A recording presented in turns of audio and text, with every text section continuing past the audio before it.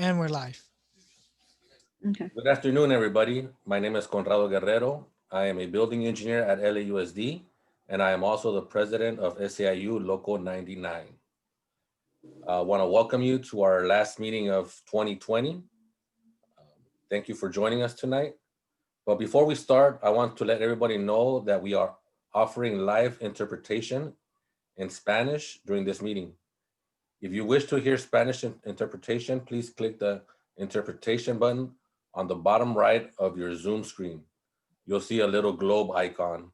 Click on that and select Spanish. I'd like to listen to it in Spanish. If you're joining via the Zoom smartphone app, please select your language by clicking More or the three dots on the bottom right corner of your screen. Select Language Interpretation, then choose Spanish and click Done. If you wish to hear only the interpreters and not the original speakers, be sure to click Mute Original Audio. Everyone must choose a language. Do not stay in the default off. Okay. I will now ask our interpreter, Perla Arroyo, to share this information in Spanish.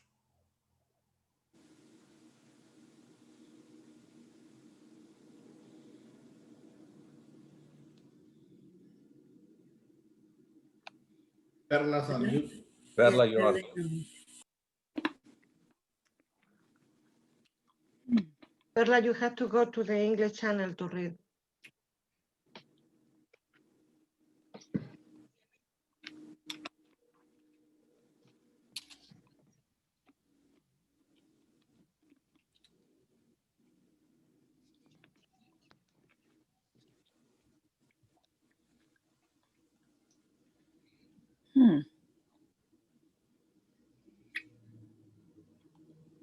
I hear nothing.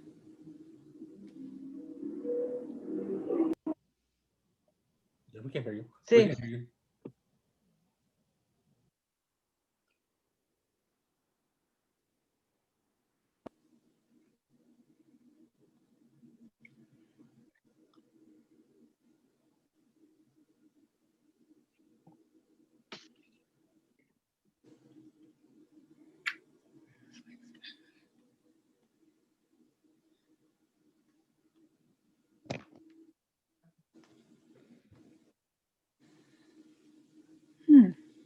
I don't hear nothing.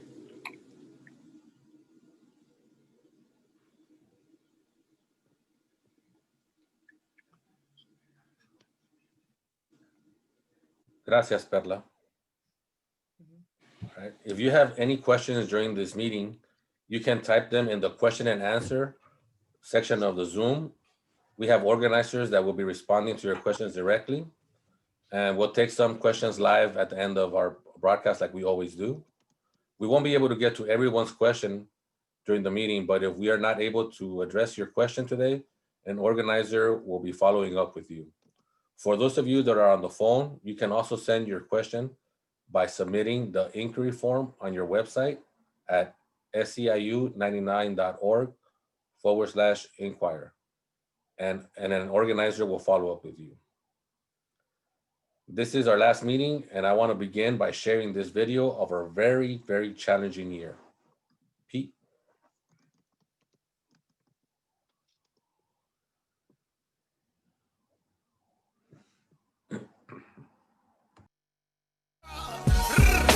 Wake up, everybody, no more sleeping in bed. No more backwards thinking, time for thinking ahead. The world has changed so very much from what it used to be.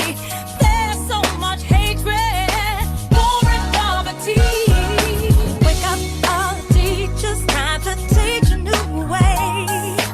Maybe then they'll listen to what you have to say. 'Cause they're the one who's coming up.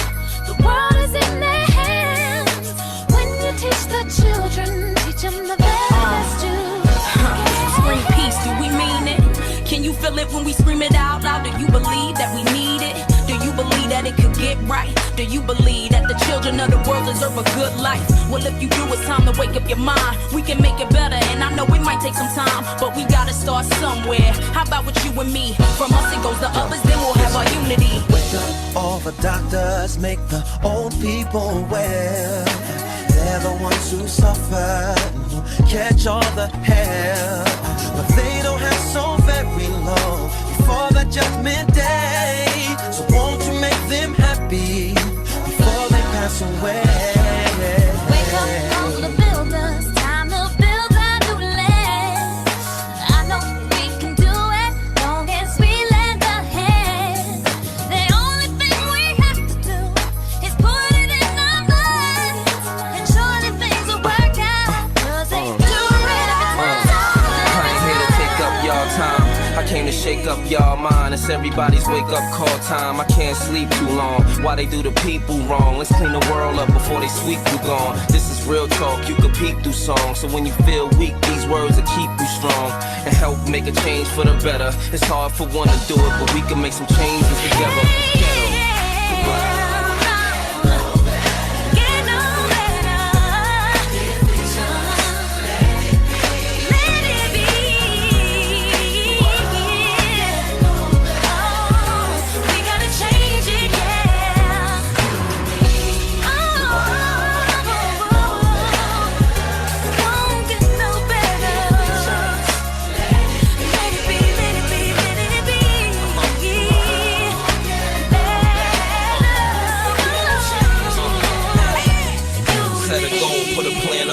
We gotta stand up here and give thanks to the man upstairs. Put the egos and the pride to the side regardless, and just be role models, parents, artists. We can make it change or we can make it the hardest. If you gon' make a baby, you should make them the smartest. Let them know good and bad, right from wrong, how to roll with the punches when life moves on. And stress won't take toll if you don't sweat it. World won't get no better if we don't let it. Let the negative energy ride. Keep hope alive. It's about time that we open our eyes. Wake up. Everybody, no more sleeping in bed. No more backward thinking. Time for thinking ahead. The world is changing from what it used to be. There's so much hatred. Wake up, wake up, wake up, wake up, wake up, wake up, wake up, wake up. Yeah, well y'all best to vote. I don't care about the guns you tote. Listen to me like you listen to Fahrenheit 9/11. Ain't no time for the second guessing. The words I speak, wake up. The ones who sleep, the leadership's fix your mouth to teach. MCs teach the kids with peace. They don't have to worry about the police. We make them rich so they don't have to thief. Wow, what an amazing video that was. Great. Okay, so I was notified that we had trouble hearing the interpreter with the instructions earlier. So I'm gonna review that part again. I'm gonna go over the instructions and then I'll have Perla go over it again. So if you want to hear the interpretation, there's a icon on the bottom right hand of your screen. It's a globe icon. You click on that to select Spanish or English. You cannot be on default. You have to choose either Spanish or English.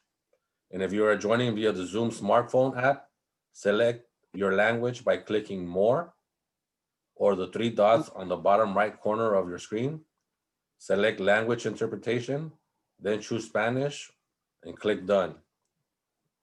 If you wish to hear the original, only the interpreters and not the original speakers, be sure to click Mute Original Audio. Everyone must choose a language. Do not stay in the default off. Perla?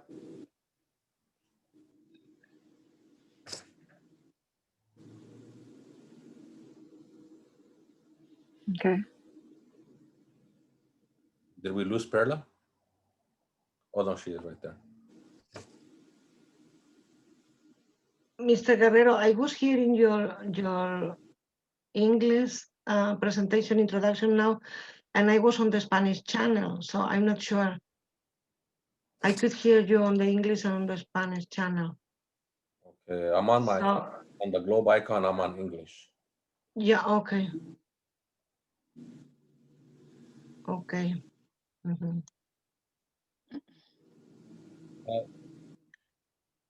Do it on the English Perla? channel so that people that are on the English channel can switch to Spanish. Exactly.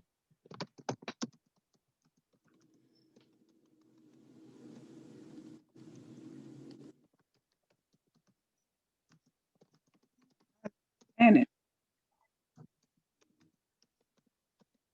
Perla?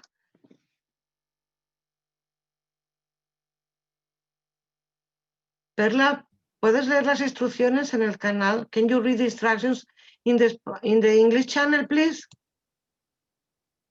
Yes, we can. Perla?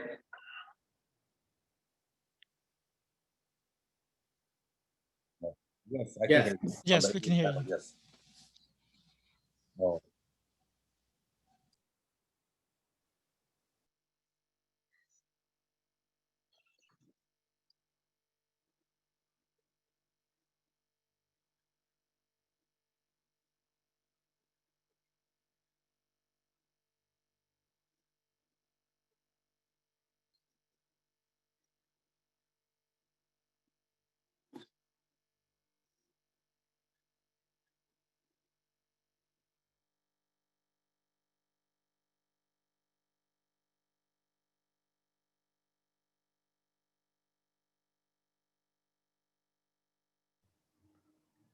thank you, Perla. All right, and so back to the video we just saw. I mean, it's amazing the things we have accomplished this year. Everything from childcare all the way to higher education. All of our members that have come in with all hands on deck attitude, even though we leave our house with fear of what's out there, but we know the importance it is for us to be out there, whether it's providing services at the school site or providing services remotely for childcare providers, doing it from home, having to shut down when they need to, and you know the struggles that they deal with. It's real out there. It's hard, but we have grown. We have done some stuff this year, even though we have been challenged by doing it remotely. You saw some of the great vigils we had, rallies out there with the bus drivers. You know, it's always great to see that. But you know, it was a good 2020 on that aspect of it. Too bad there's a lot of bad to it also, that we can't be together and having to be apart. That's always a hardship for all of our members and our families and stuff. Next, I would like to hand it over to our SEIU Local 99 Executive Director, Max Arias. Max? Hello, Conrado. Thank you. Hello, everybody. It's great to be here, even though I wish I were seeing you all in person. I miss our meetings. I miss, breaking bread with you and all of that, but here we are. Just really want to lift up a little bit what we have accomplished in 2020 and what's ahead in 2021. So we never expected this year to start to turn into what it turned. When the year started, we had well laid out plans as a local, and all of us starting our contract campaign for LAUSD and other jurisdictions, win a childcare election, defeat Trump, win on Prop 15. We had all these plans, and then COVID-19 hit to all of us, right? And I really cannot be prouder to be a part of this local, in which it is because of your strength that you were able to achieve many, many, many things. So amongst all of the things that have happened that Conrado laid out that are, that have created crisis, amongst them COVID-19, which exacerbated an already inequitable situation for most of our members.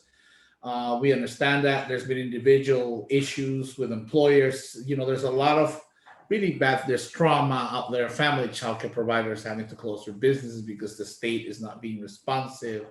Employers that were irresponsible, such as community college district forcing workers to work without PPE. A lot of these things, but amongst that, a light came, a glimmer of hope, and that was you, because you organized in many instances. In LAUSD, you said, and we said, if you are going to allow teachers to work from home and just come to work in person voluntarily, and you expect us to work in person, mandated, you better pay us. If not, we're not going to work. That's what you said. That's what we told the district, and that's what happened. So you got hazard pay out of it, no layoffs, no reduction in hours. That is the language. I know it's never perfect. We have to enforce it. I'm sure there's people here who have been affected But that's why we are a union. We work through it together. As well as every other jurisdiction, we were able to go to the legislature and the governor and demand that there be protection for all of you. And so at the very least, we're able to maintain your jobs as they were right now.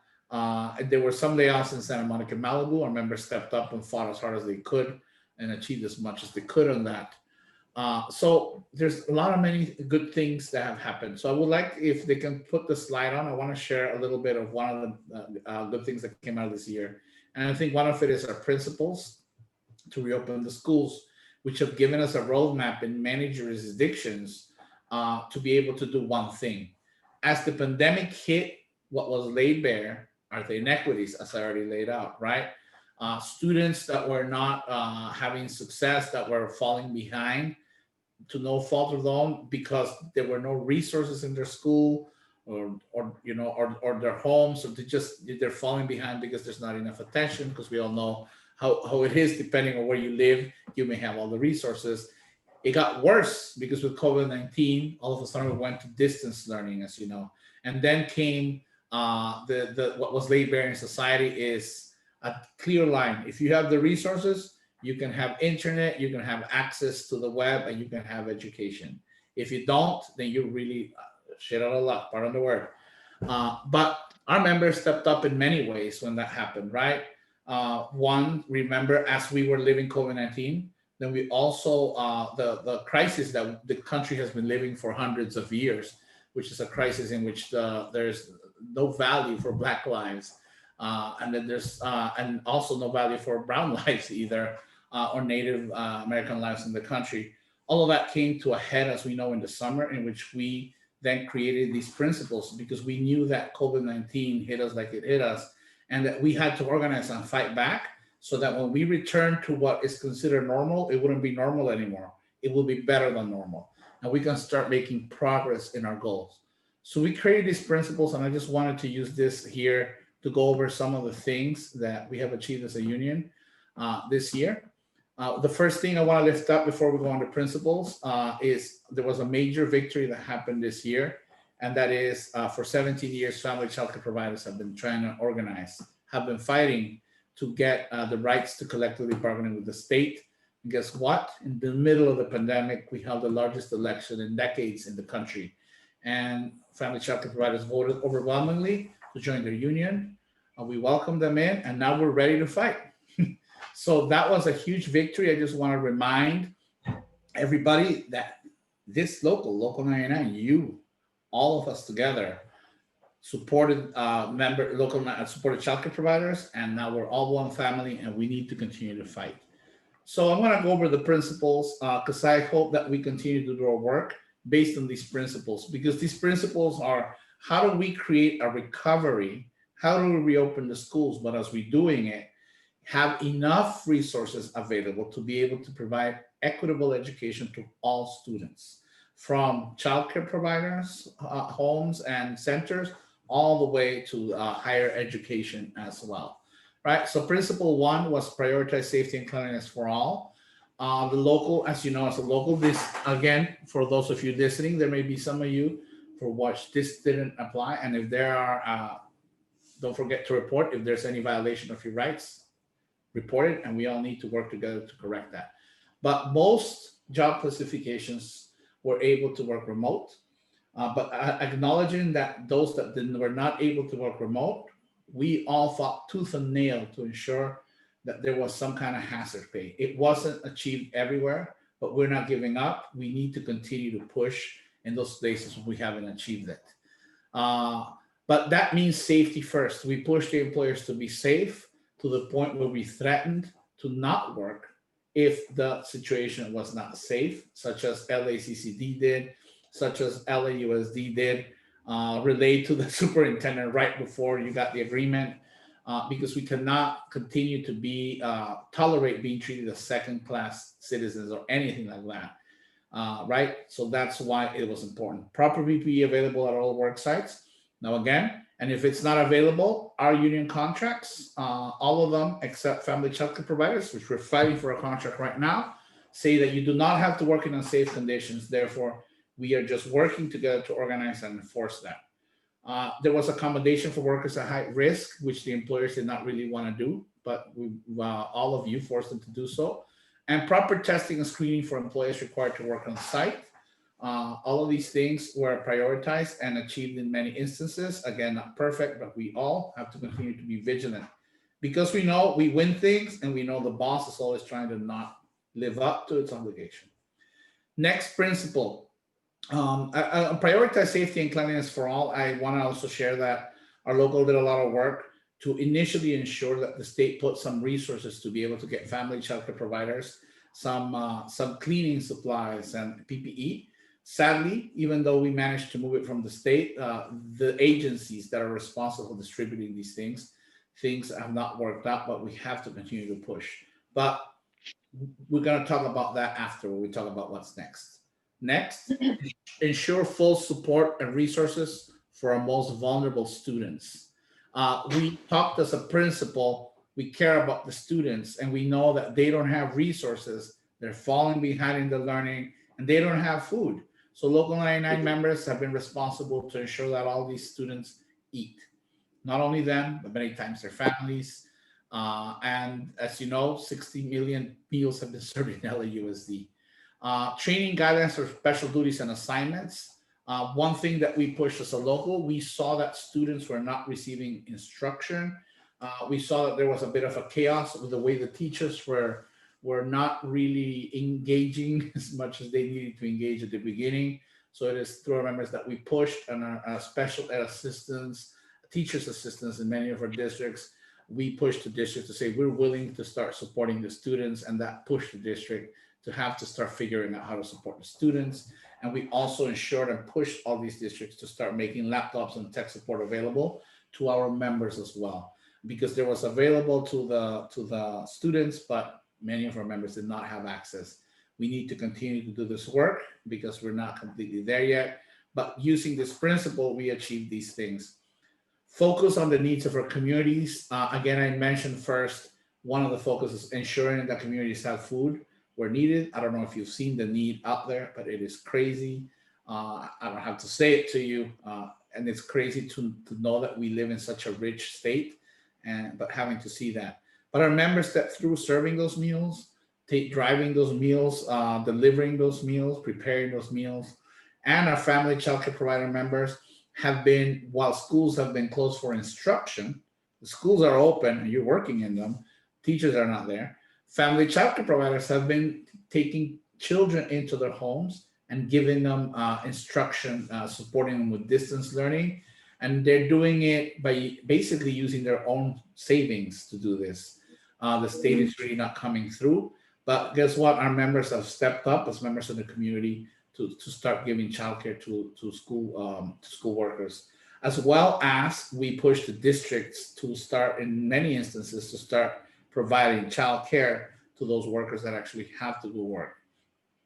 We're also pushing the districts and school district and college districts, and we've had some inroads at LAUSD for now to ensure that there's cleanliness when schools reopen. We know that for the pandemic, for us to reopen safely, schools have to be clean, and we all know that there's not enough of you to do the work. So we're pushing these districts. They're gonna have to spend money. They cannot cut because we cannot reopen unless clean or cool, but they cannot force you to work beyond, like the need to hire more people. They can't expect things to work.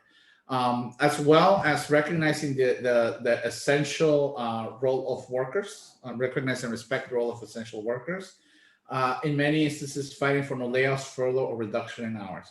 The state passed no layoffs, furlough, reduction in hours for some classifications in K through 12, and teachers.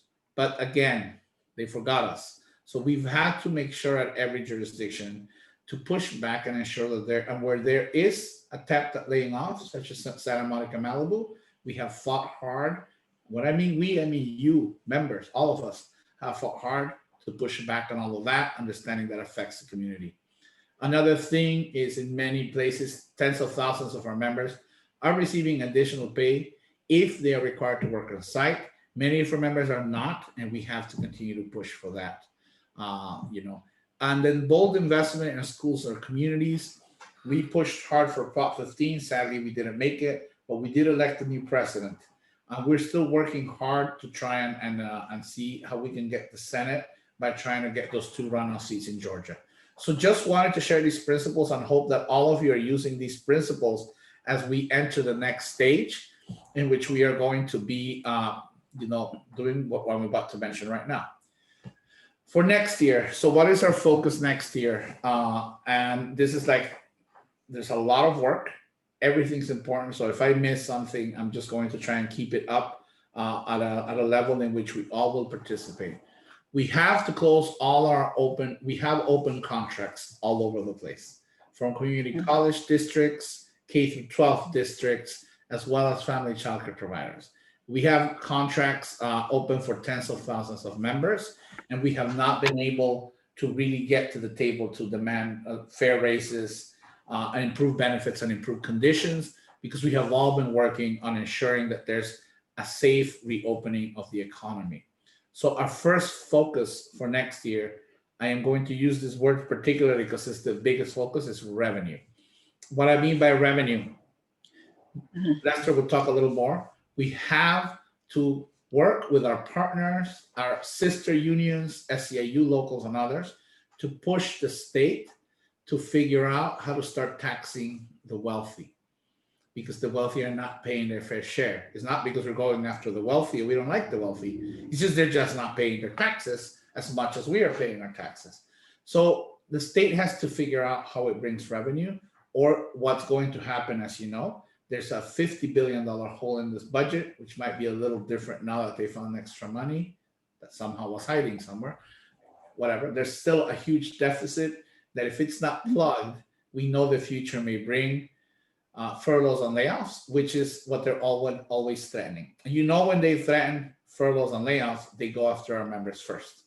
So we have to fight for revenue, and we have to be ready to defend ourselves. When they come after us and say, hey, we need to do furloughs and we have to do layoffs, we have to say we are essential.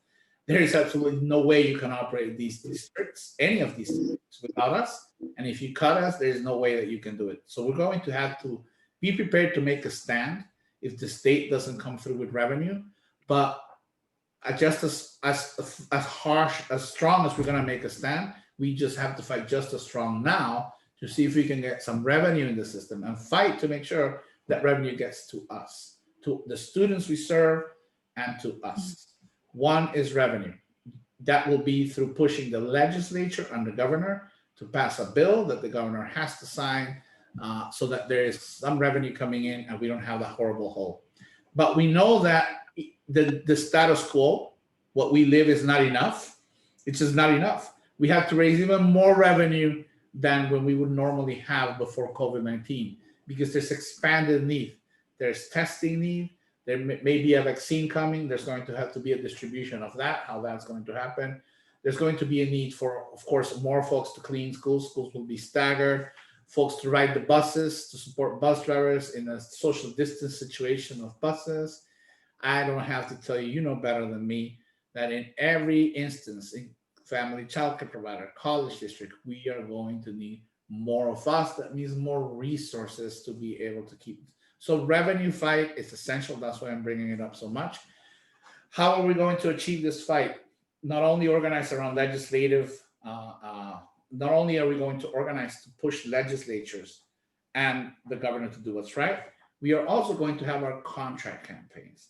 It is through our contract campaigns in college districts, in K through 12 districts, family childcare providers, that we organize ourselves to show the government, right, or the bosses, the work we do, how valuable it is. And two, we have to be prepared to tell them, if you don't do what's right, we're not going to work, because that's the only way, right? So our contract campaigns are going to first illustrate the gaps and issues and inequities that exist through your stories and through your struggle.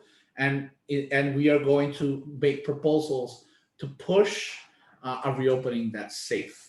So contract campaign in LAUSD, LACCD, and family childcare providers. I'm mentioning these, I don't want to leave anybody out, but the size of these units, we all have to figure out how we support, because LAUSD, we represent 30,000 workers there. We represent 18,000 family childcare providers. We represent hundreds of workers at LACCD. And every jurisdiction is important, but these take up a bulk of the work that we have to do. So I just want to share that that's what's coming up. So we all have to continue to stay engaged.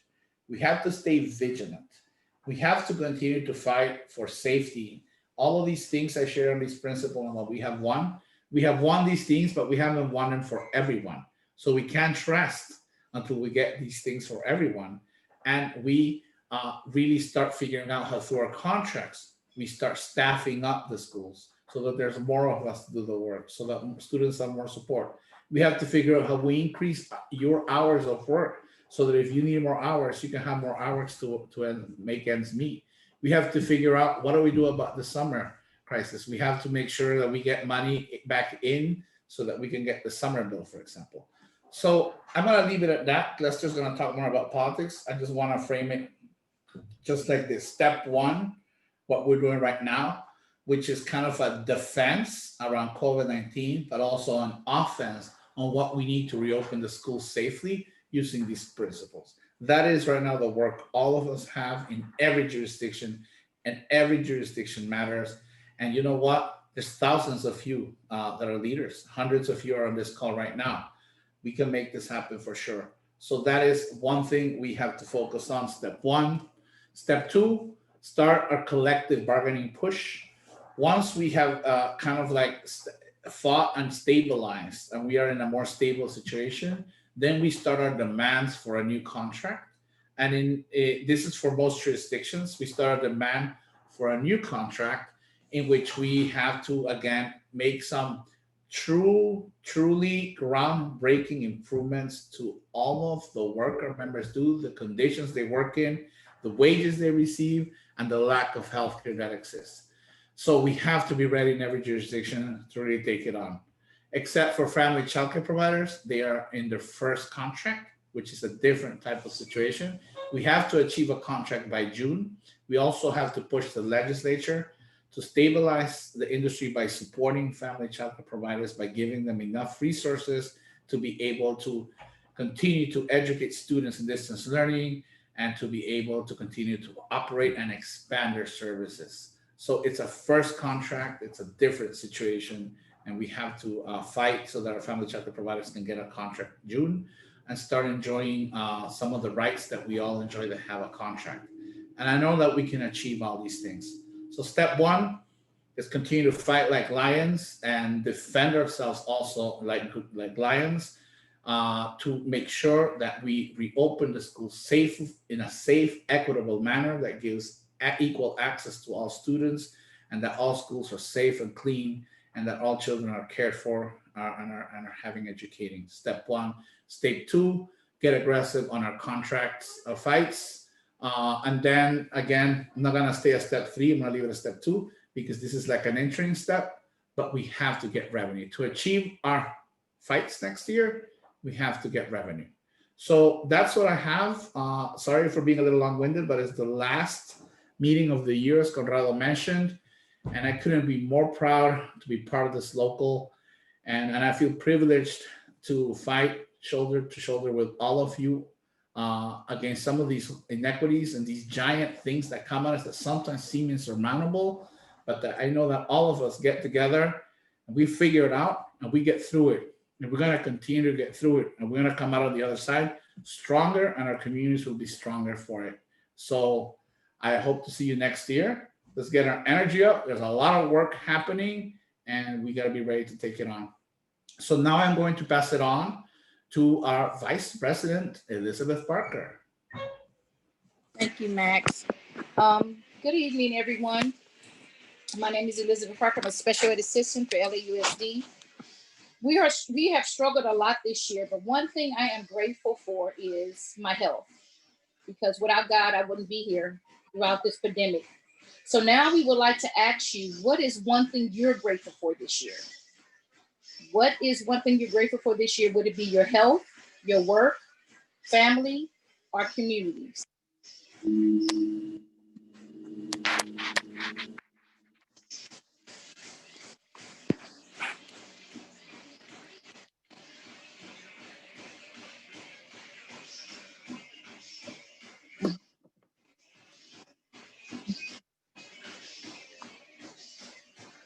Okay.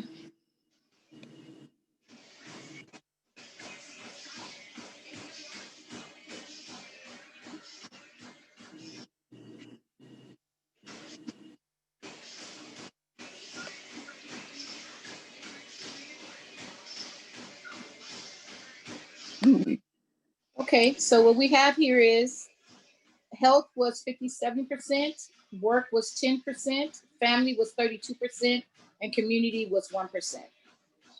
Thank you, everyone. I would like to turn it over to Jennifer Rhodes. Hello, everyone. I'm Jennifer Rhodes. I work as a Builders and Ground Workers with LAUSD. Over the past several weeks, I have been speaking with many workers, and they share their concerns about their jobs and how we're going to recover from this pandemic. Now, let me ask you, what is your major concern in 2021? Is it staying healthy, returning to on-site work, helping students address learning loss, the economy, loss of jobs?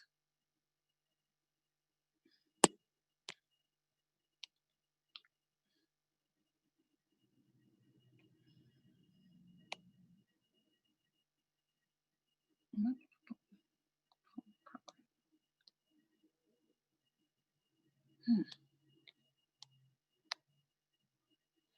Oh.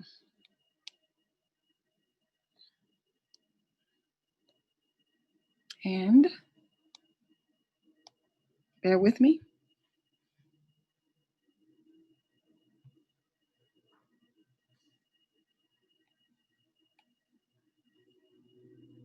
Hello, can you hear me? Yes, we can hear you. Okay. Bear with me on the polling part. Still working on it. The polling results are, staying healthy is 57%, returning to on-site work is 18%, helping students address learning loss is 3%, the economy is 8%, and the loss of jobs is 14%. I want to thank you. Now I turn this back over to Conrado. Thank you very much, Ms. Rhodes. All right. Throughout this year, we've been in negotiations with employers to address the constant changes in our work and as a result of COVID-19. Next, we'll hear updates on where we are with each employer.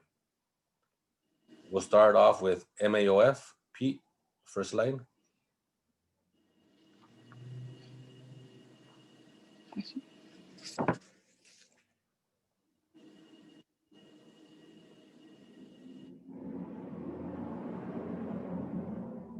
All right, here we go. MAOF Head Start. PPE and social distancing protocols are in place to ensure student and worker safety. Wellness checks are in place with proper PPE for those conducting testing, gloves, gowns, face masks, etc. Contact tracing is occurring, and we are communicating with member leaders and membership during our recurring monthly general membership meetings. For options, we have been notified, hold on, this real quick, that options is laying off workers. We will begin full contract negotiations that will include addressing budget cuts. Conversations continue with membership and meetings are being scheduled with employer. Additional updates will be provided on our website.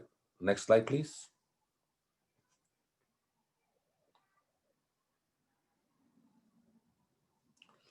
Next, we have Los Angeles Community College District.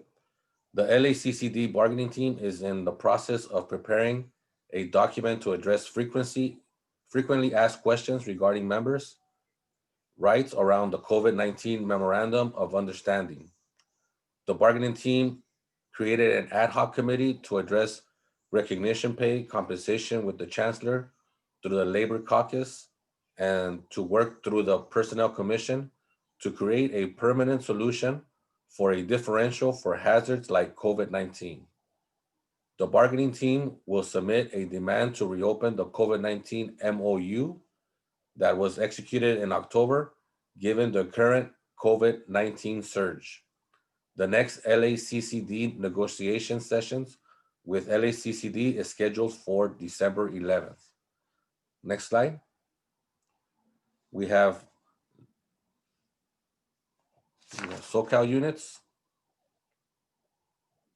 We have the Los Angeles County Office of Education, LACO. Most members continue to work remotely. Members with assignments continue to be provided with appropriate PPE and in adherence to established public health guidelines. Joint health benefits bargaining with CSEA and LACEA continue. For Compton, we have Adrian Cleveland. Adrian?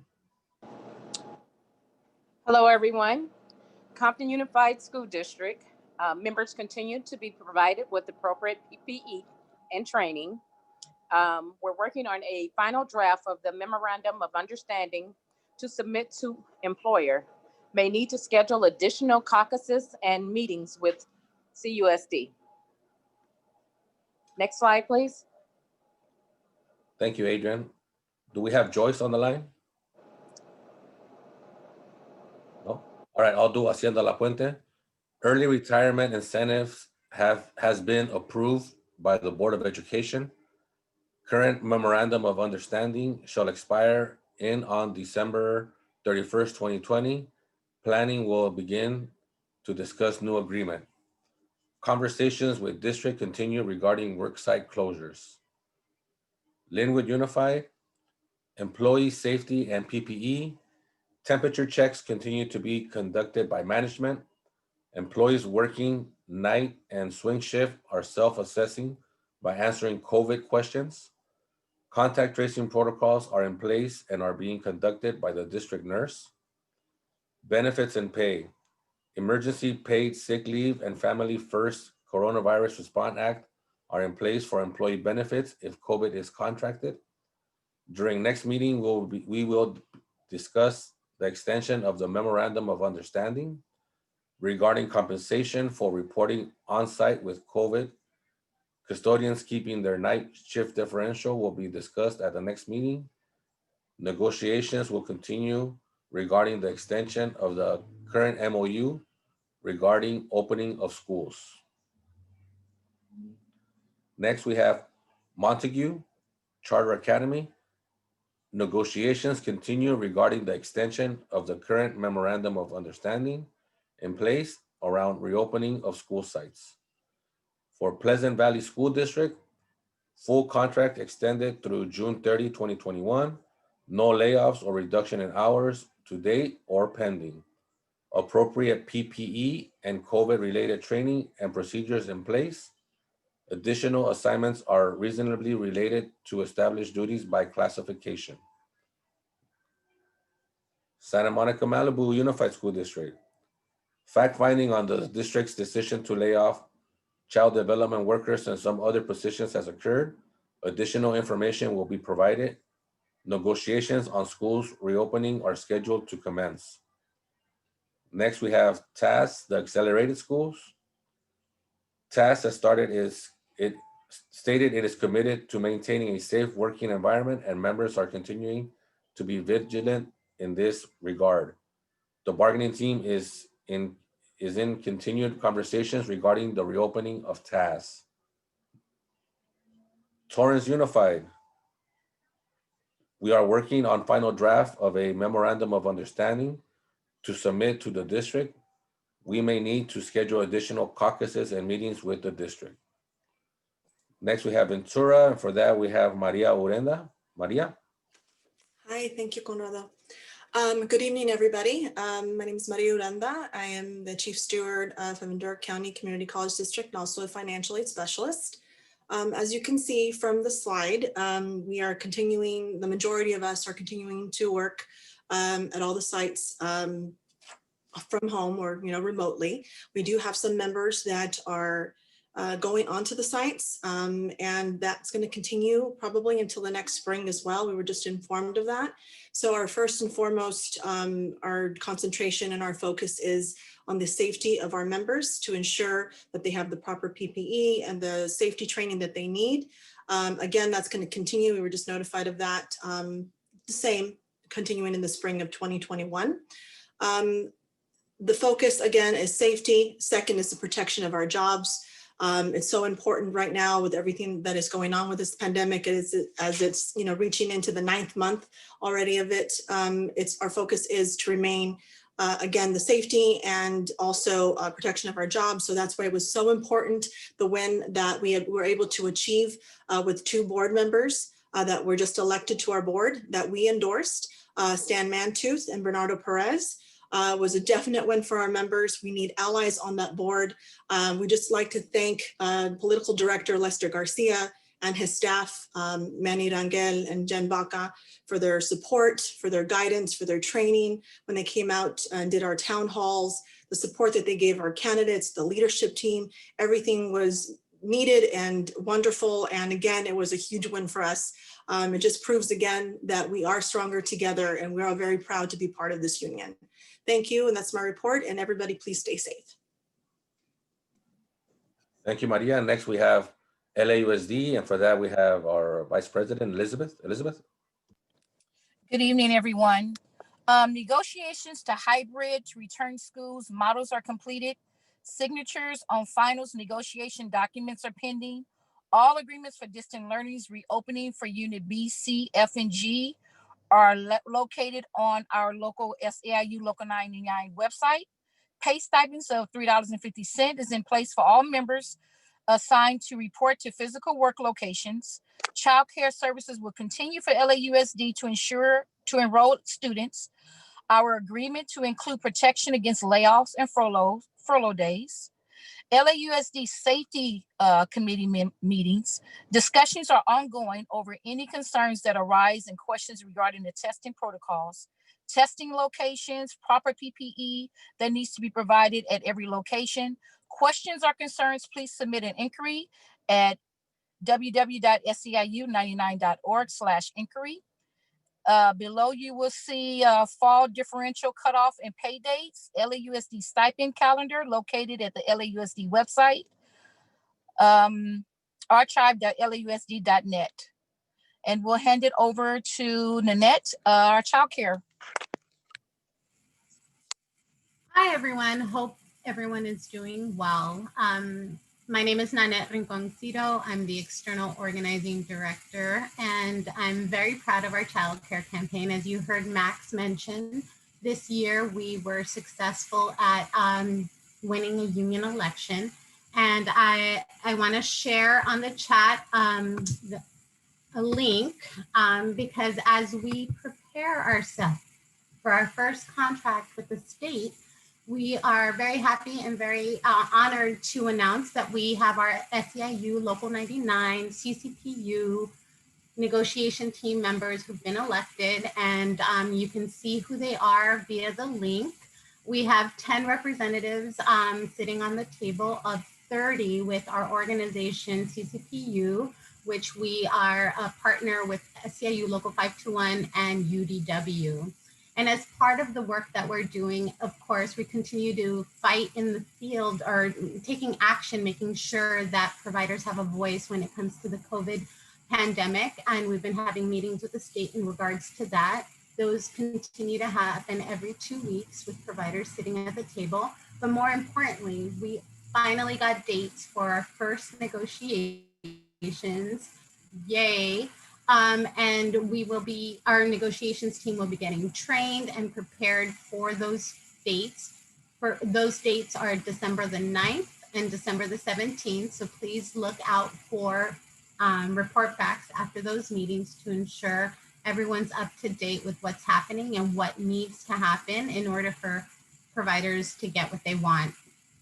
The other thing I want to make sure everyone is aware of is that we have our annual CCPU meeting Saturday, December the 12th from 10 to 12. you will be receiving an invitation registration link via email, text. So please make sure that childcare providers are on the lookout for our CCPU membership meeting. And we're very much looking forward to a 2021 year where providers will make the changes necessary in an industry that is very obviously fractured. Thank you very much. And now I will pass it back to Conrado. All right, Guerrero. Nanette, we got you in just before you started breaking up. Thank you, Nanette. Thank you all for all the reports. After hearing all these reports, it is important to note that all our negotiations now and in the future are connected to federal and state funding. Our contracts and job protections are also connected to decisions made by elected officials. This is why politics is so important. So never say that you're not into politics or you're not a political person, because it affects you on who makes the decisions for funding for the work that we do in the public sector and in childcare also and stuff, right? So we just completed a very busy political season, and I think busy was an understatement. It was a hectic season, and here to give us a wrap up on this is our political director, Lester Garcia. Lester. Hey, Conrado, how you doing? Thank you very much. And I got to agree with Conrado. If you are Black, brown, a woman, an underpaid worker in America, your entire life is political. Everything around you is political. So we're going to talk a little bit about, last meeting, we talked a little bit about the election results. So today we're going to talk about what comes next, right? So just as a really quick reminder, when we fight, we win. We had 16 school board seats up. We won 13 of them, right? We maintain our majority. We maintain our support. We're able to maintain things moving forward. Now, this is critically important on any given year, but in looking forward of what comes beyond 2020, looking at when schools reopen, how schools will reopen, who gets funded, differentials, all of these things. These are the people who are going to be making these decisions. And so if you think about this as a chessboard, I've been watching Queen's Gambit. I don't know if you guys have been watching Queen's Gambit on Netflix. But anyway, you think about this as a chessboard. This is us moving all our folks into place so that we can be ready to make those decisions when they come. And let me tell you, there will be difficult decisions moving forward.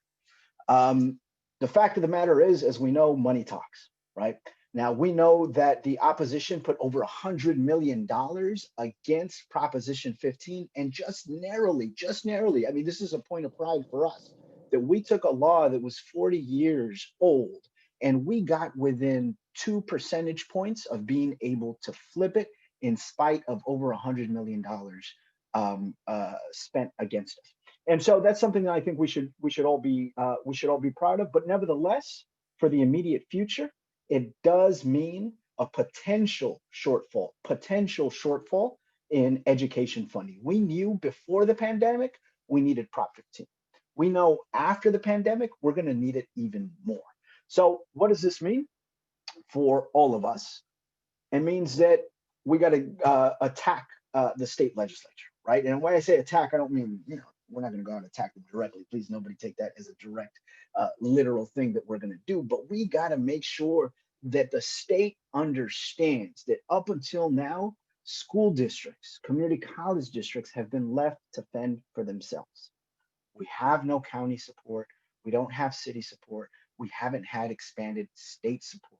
The federal funding has been slow, and we need our legislators to act, and we need them to act yesterday.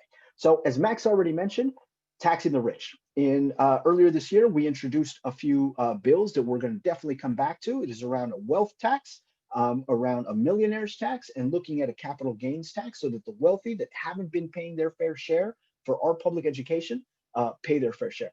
Reopening the economy. Some folks call it reopening schools. We're calling it reopening the economy, because without schools, there ain't going to be no economy. If the schools aren't open, if our kids don't have somewhere to be, our parents are not going to be able to work. So we need to stop thinking about it simply as a reopening a classroom and start thinking about is reopening California, reopening America. So in order to be able to do this, we're going to need to make sure that we have testing in place, and that funding needs to be able to come from the state. Up until now, not a whole lot of dollars, or at least districts have had to dip into their general fund to cover these costs. We need to close the digital divide. Students, just like workers, we don't always have access to the internet, and we need to be able to have that access if we're going to continue any form of hybrid learning or distance learning. We need to be able to make sure that we have layoff protections because, like we said, we've been saying for years, we need increased staffing in building and grounds and special ed and you name it. We have been underfunded for years. And now with COVID, we know we're going to need more building and grounds workers. We know we're going to need more bus drivers. We know that with a hybrid model is going to require more staffing. And we need to make sure that the people that we have in place now are protected from any future layoffs because our schools will not be able to reopen if we don't have all of you being able to do your jobs. We need to make sure that we have increased funding for clean, safe, and sanitary schools. At LAUSD alone, they only fund 40% of the minimum standard of cleanliness. There is no statewide standard of cleanliness that says every district should be investing this minimum into making sure that all schools are clean, safe, and healthy. Now more than ever, we need the state to step in, provide that additional funding, and set that standard to say every single school district needs to maintain at least this level of clean, safe, and supportive schools, right? We need to support our family childcare providers. And Annette spoke on some of the things that we're doing around the contract itself.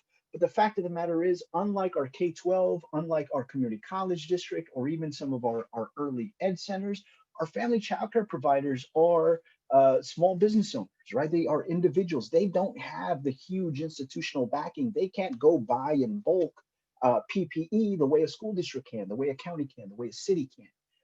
And so they're going to, when they buy in bulk, they're going to Costco, just like the rest of us, right? And so we need to make sure that there's institutional support, that there's financial support for our child care providers, that we're able to expand our waivers as well. We know that in the state of California, 6,000 childcare providers have had to shut their doors in the last few months since COVID began. And that is the equivalent of 60,000 slots for children going away. Folks, 60,000 slots. We also need increased funding for special education. We knew this going in. This was one of our legislative demands going into this year before COVID hit, right? We know that the amount of money the districts get for a child that is moderate to severe is the same as any other special ed child. And we know that this comes at a huge cost to local districts, and the state and the federal government need to step in and provide this additional funding because our most vulnerable students are the ones that have been suffering the most during this pandemic and are the least connected and are falling behind when it comes to education. So what it's going to take from all of us is pushing at the state legislature to make sure that the legislature is pushing these bills forward. We got to push these forward. We got to make sure that we have the support of the governor and that we push them to do the right thing. Now, federal priorities. So this is the biggest win of the night.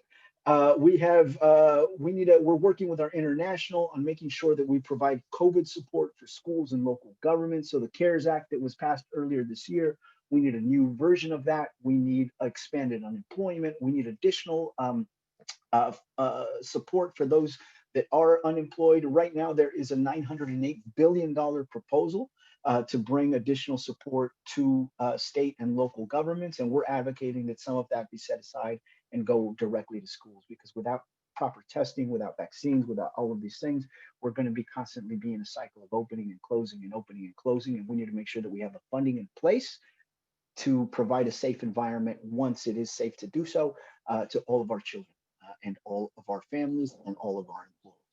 But we want to make sure that we keep you all involved. So the same way, the only reason why we were able to win the elections that we won was because, get this, we had a 78% voter turnout rate. Now, this is all pre-Tuesday, so we'll get updated numbers now that the election has been certified, but about almost 80% of you turned out to vote. So when we turn out, we can win this thing. When we turn out, we got all of those legislators, elected. It's about us going up there and making sure that they're doing the right thing. So in order to do that, we want to make sure that you all stay connected. Those of you who haven't downloaded Outreach Circle, every time if you see me in the last 4 months or 5 months do a presentation on here, you know that there's always a pitch. for Outreach Circle. And so we want to make sure that we keep everybody engaged. This is an app that, while it's it's specific to our local. And so what you do is you point your phone at this little QR code. All you got to do is open the your Photos app or whatever you do to take pictures.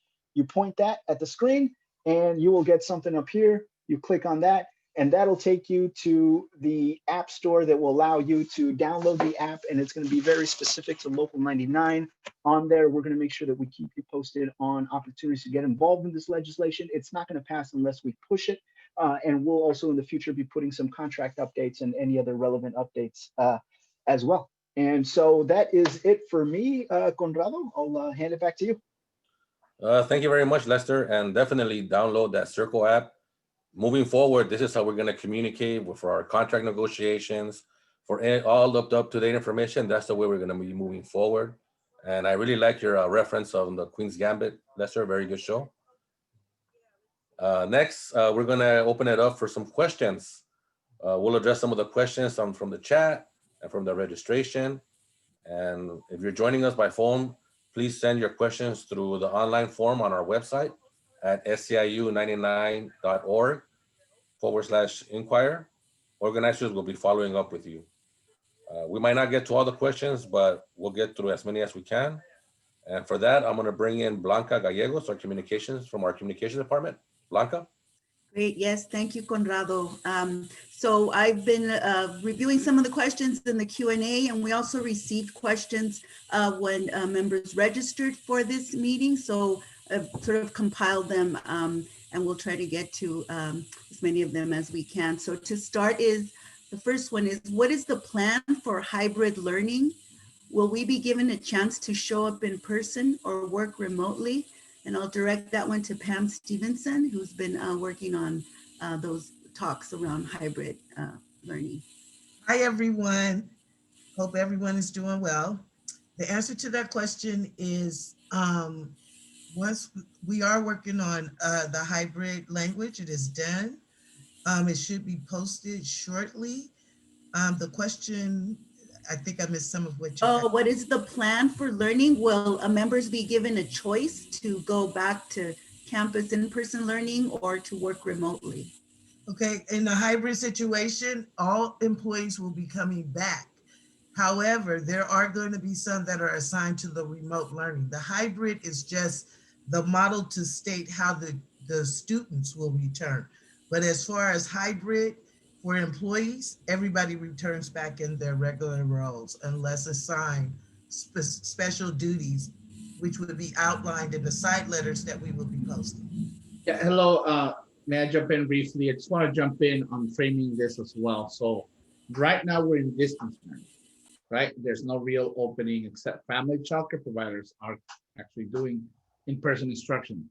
So right now the districts in general have people, employees of the districts, mainly teachers and faculty, etc., that are working from home and are not mandated to come work in person.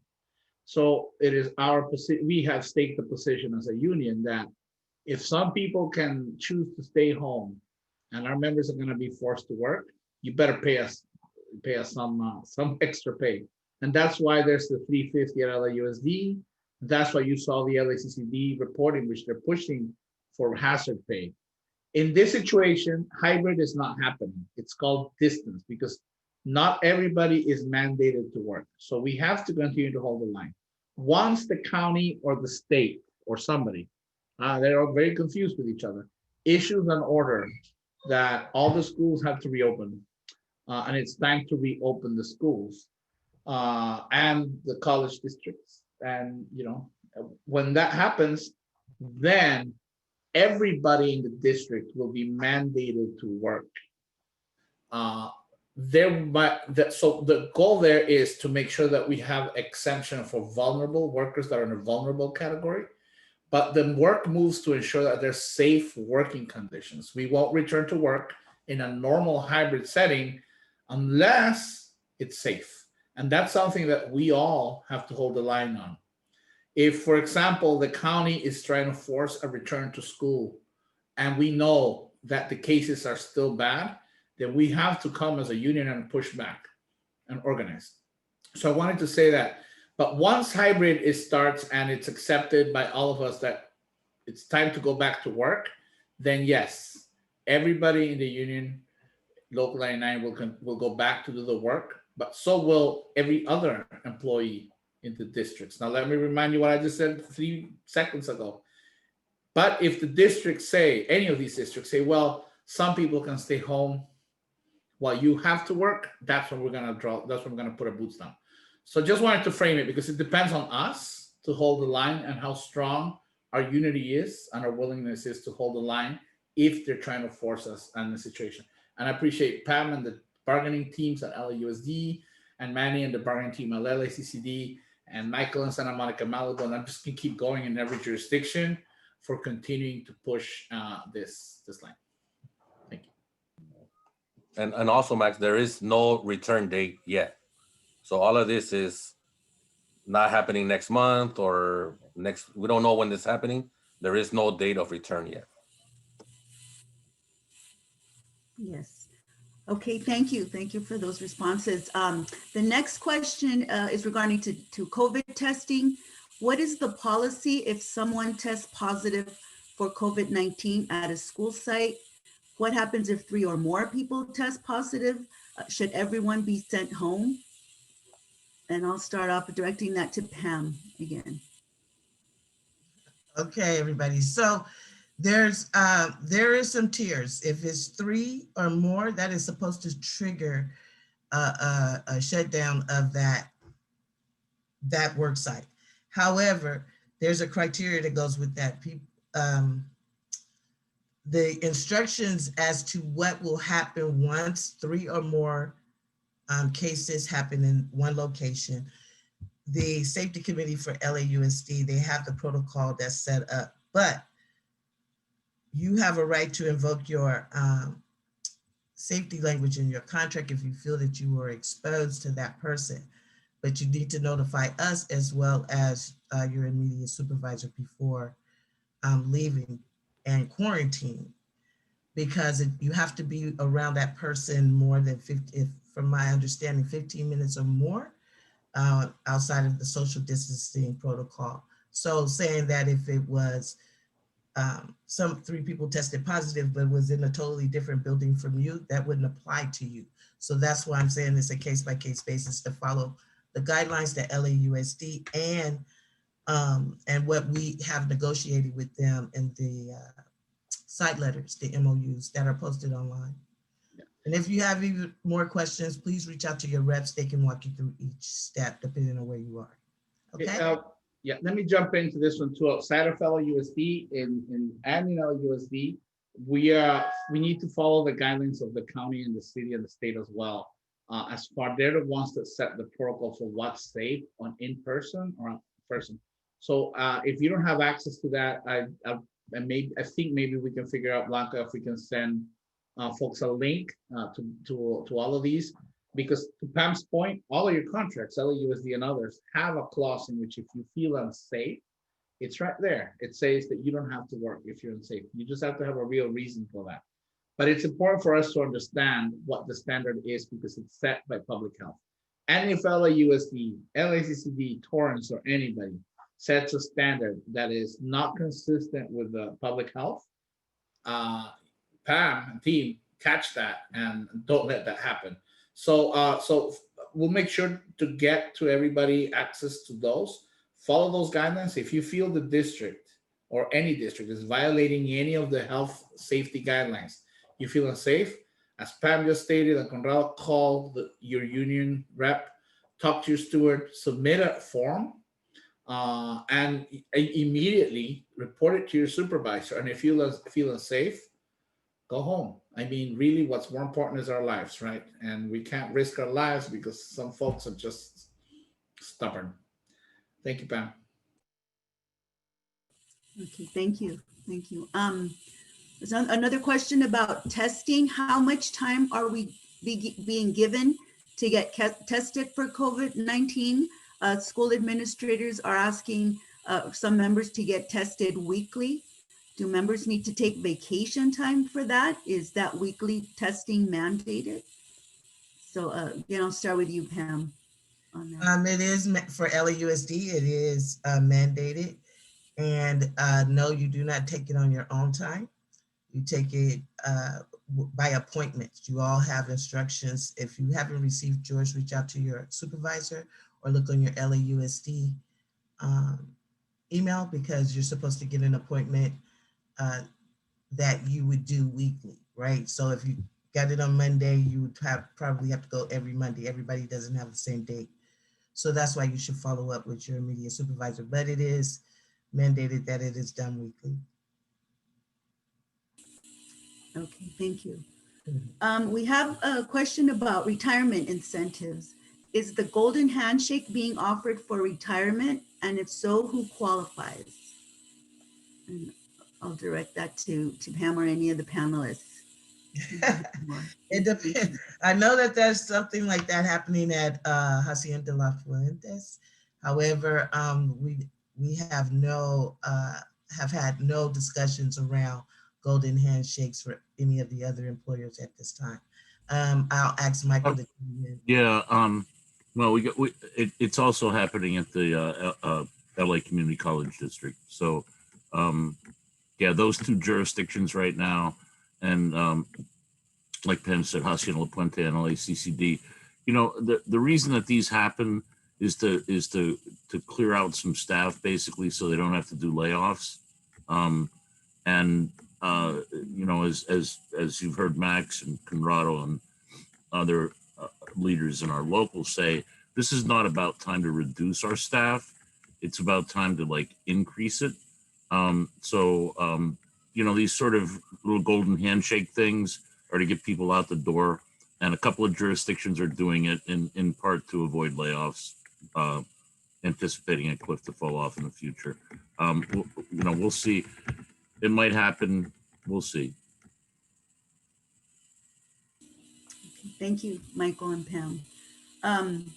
We have a question about, you know, the new surge in COVID cases. So now that we are experiencing a surge in COVID cases and new stay-at-home orders, will there be any changes to our agreements or other, will we go back to the table with employers if things change in terms of COVID and the cases that are rising?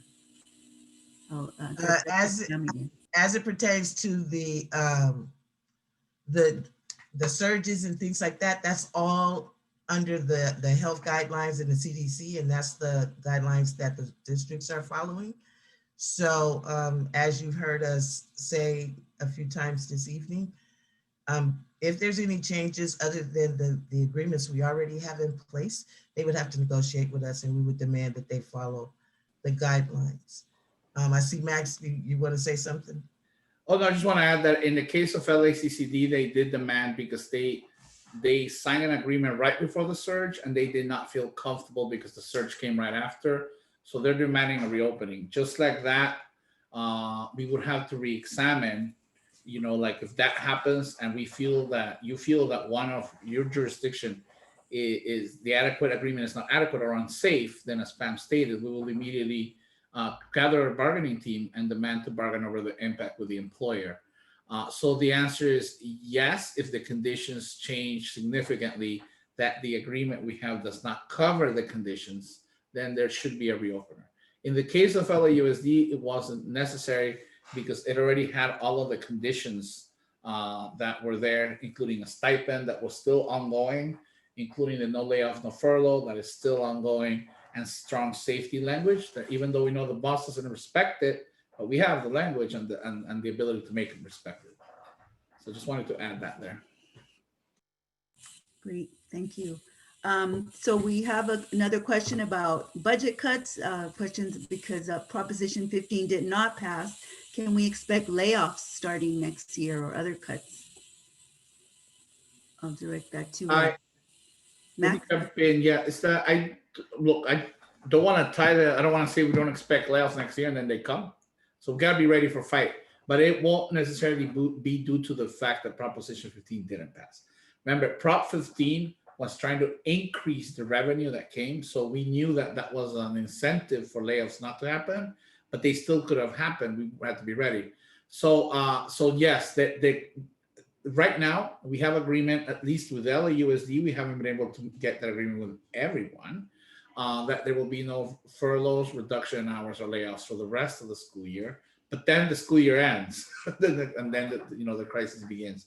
So we will continue to push for that in every jurisdiction. But again, I want to remind you how I started the conversation with you earlier today. The fight for revenue. We need to take that fight on. So we are in the offense. We are offensively fighting for revenue to try and not have to come to the point to have to defend ourselves from layoffs. So let's focus on you will, all of us, sign on to the outreach circle, because that will give you an opportunity for all of us to figure out how we push the legislature to avoid layoffs. But the answer is we have to be prepared at any minute to defend ourselves. Remember, we cannot allow these districts and the employers to balance the budgets on the backs of you, our members, because that's the first thing they do. And it is because they don't value your work. And we need to continue to organize and push as we have been pushing. So sorry for the long-winded answer, but there's no short answer on this one. We got to stay vigilant, but we're on a good path. So I want to give you some hope. We're in a good path right now. We just got to keep pushing. Okay, thank you, Max. And this will be our last question we're taking live today. And this is regarding members with underlying health conditions, or who are in other high-risk groups, or who are perhaps taking care or live with people in their households that aren't high risk. What can they do? What accommodations can be made? Are they required to report to work if they have concerns about their health and underlying conditions? I'll send that to Pam. Okay, so they have, if you have underlying conditions, our agreement is that you have to provide doctor's notes stating that, supply it to the supervisor, and the agreement is that they're trying to get you remote work. If it is not you and it is someone in your family or something like that, then you need to apply for the FMLA and apply for the various federal benefits that we have listed also on your MOUs and the website, I believe. Am I correct, Blanca? We have it on the website. So those are your options for that. If you're feeling uncomfortable, that is a different type of situation. You can use your benefits. That's what they would probably use. But there are some programs that you can apply for. Not sure all of the details of them, but we do have it on our website, as well as I believe LAUSD has it, if this is LAUSD. But if you are not LAUSD, please check our website for those other programs. Okay, thank you, Pam. So thank you, everyone, and everyone who submitted questions. If we did not get to it during the meeting, you will be contacted by one of the organizers' response to your question, whether you sent it, through the Q&A today, or through our inquiry form, or you sent it at registration. Someone will be getting in touch with you. So thank you very much, and I'm going to send it back to Conrado now. Thank you very much, Blanca.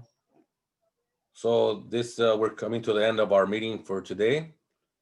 I would just like to wish everybody a very safe and happy Christmas and New Year's. I know it's difficult to celebrate with many of our loved ones right now, or travel to go and visit our loved ones, but we need to be vigilant and stay safe. And the only way we can do so is by not gathering with people outside of our households. So we need to make sure that we keep that, to keep our health, to stop this surge, and hopefully return sooner than later to for the kids to go back into the classroom and stuff, right? Also, I would like to thank all of the Max, especially Max out there. He's been working a lot on wearing different hats along with the staff and the rest of the executive board members here. I am proud to be part of a lot of the negotiations committees and other maintenance and operations committees. So we will continue to fight We continue listening to you guys. You know, I try to answer my phone as much as I can and return calls when I can to answer any concerns that we might have.